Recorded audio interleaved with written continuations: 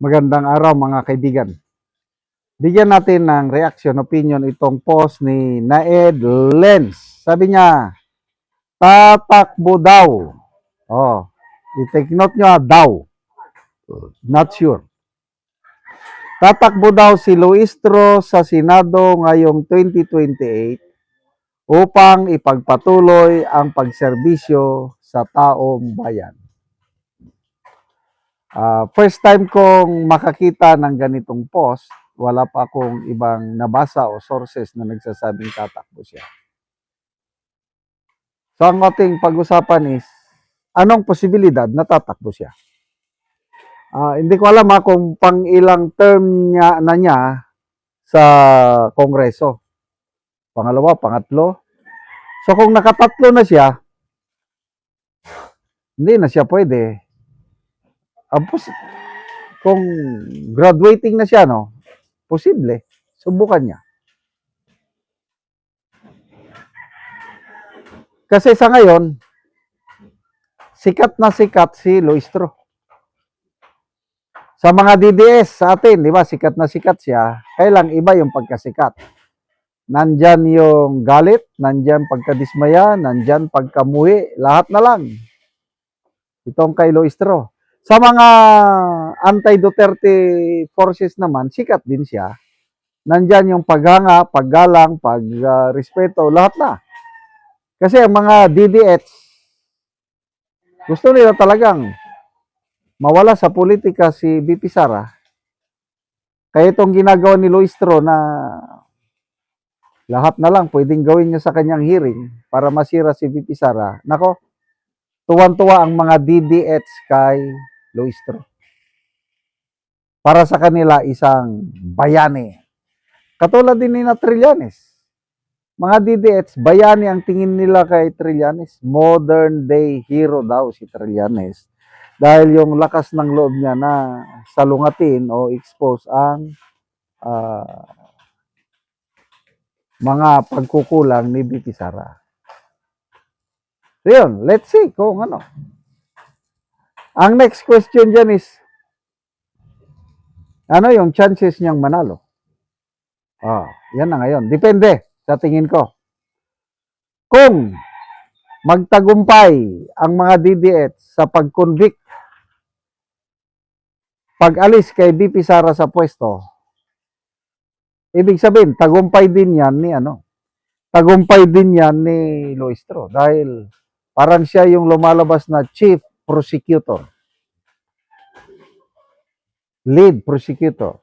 At kung manalo sila sa trial sa Senado, makonvict nila si BP Sara, nako, lalong magniningning ang kulay o lalong tataas ang lipad ni Luistro.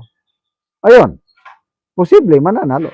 Kasi nga, sila natagumpay sila, ibig sabihin, malakas ang ilang kaebidensya, then nasira na nila si BP Sara.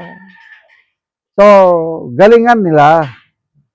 Sana malakas yung ebidensya nila para makonvict si BP Sara. And that way, malakas ang pag-asa ni Luistro na mananalo sa Senado. Pasensya na kayo at mayroong construction dito sa tabi ko. Hindi ko sila pwedeng pigilan. Sige lang, ituloy mo lang yan. Ang problema, kung matalo sila sa Senado. Once na na-acquit si BP Sara sa Senado, goodbye. It's crying time na kay Luistro. Kaya kantahan ko na siya ngayon. Oh, it's crying time right now for Madam Luistro. I can see that faraway look in her eye.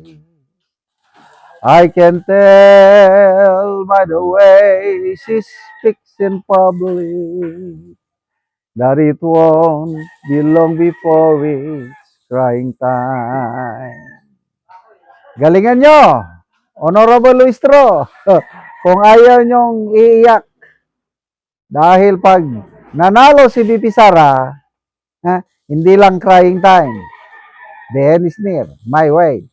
And now, the end is near. Wala na, katapusan nyo na.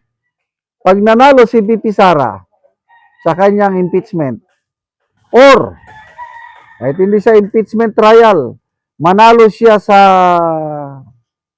Supreme Court, wala na, 2-0 na kayo. Ay hindi, 3-0 na.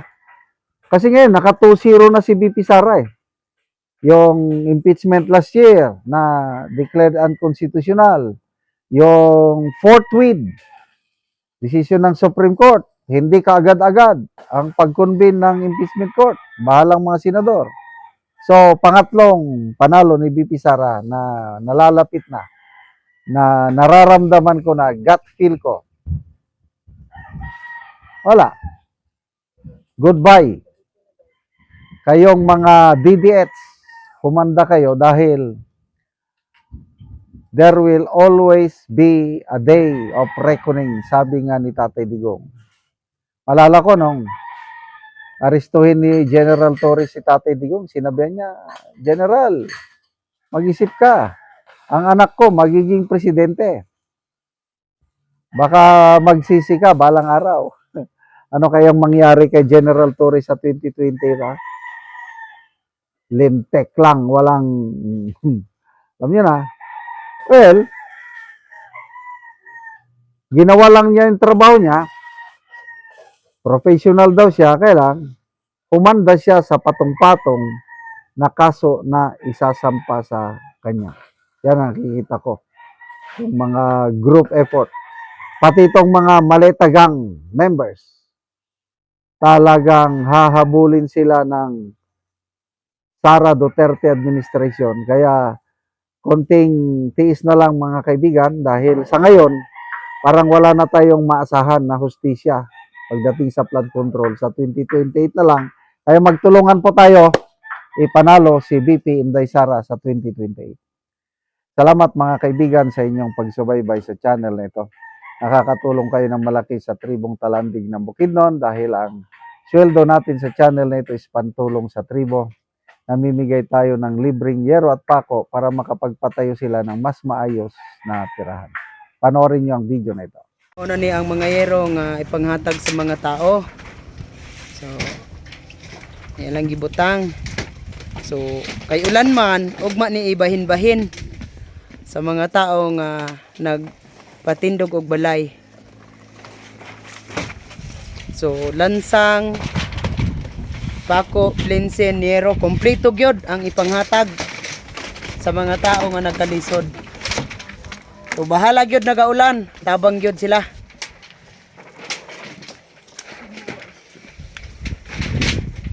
Kay dinhi sa among lugar, dagan gyud nga pags. Pags dala ulan.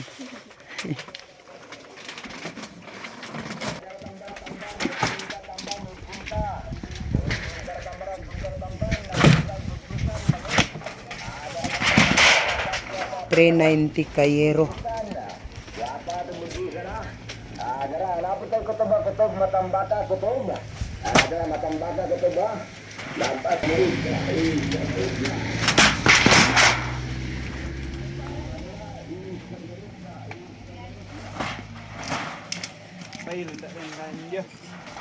Ha?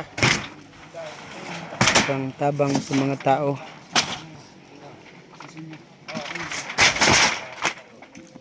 Nga mga daot na ang ilang balay. Marami.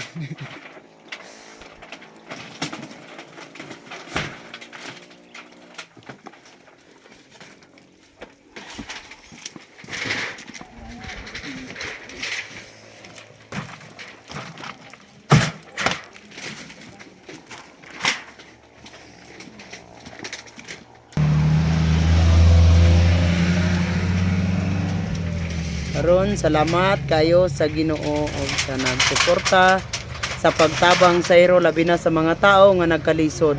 So makabalay na gyud sila tungod sa tabang. Tinaot nga magpadayon ang inyong tabang sa mga tao nga nagkalisod.